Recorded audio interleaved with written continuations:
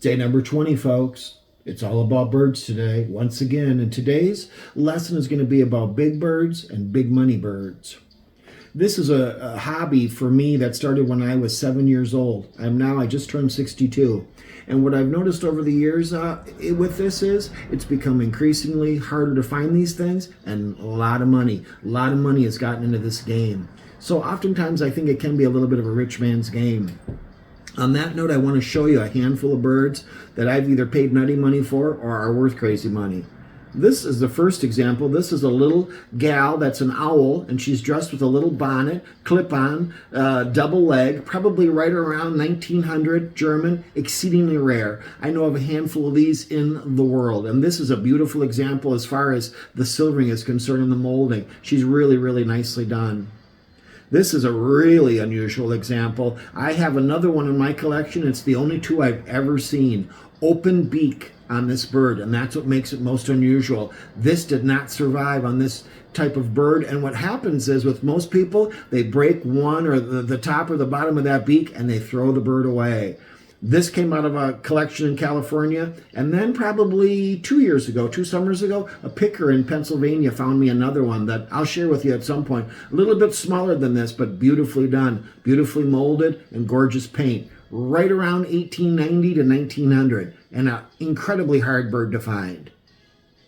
This is a beautiful little unsilvered example, spun glass tail, and a wonderful little top knot in spun glass as well. Wonderfully done, airbrushed, wonderful work as far as the treatment is concerned on the body molding, and then just a wonderful, wonderful coloration. Very simple, yet very, very elegant on the tree.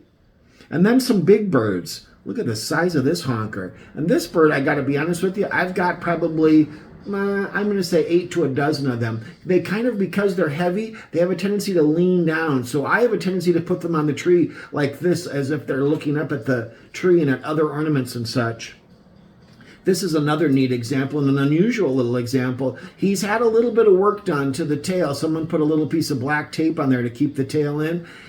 Some collectors go wild about that and they think, I don't want that, I'm a purist. My thinking is this little bird has been around probably since about 1915. He stood the test of time, and he can hang out on my tree with that little tape. Doesn't bother me at all. This is a wonderful little bird too. Great size, big, wonderful little sharp beak, and really, really wonderfully done. He's mellowed as far as his silvering, but again, if you were that old, trust me, you'd be mellowing too. Wonderful little tail in the body. And then this one I got to share with you. So this was in the collection. I don't even remember where I got it. I remember I bought it in the States, but I've never in my life seen another one before or after. It is absolutely incredible. It's German, and then it's been airbrushed, and it's unsilvered. There's a little import tag. I would date this one probably about 1920, and it is super, super, super rare. Again, in all my years and all the people I know, I've never, nor have they, seen another one. On that note, we'll see you tomorrow.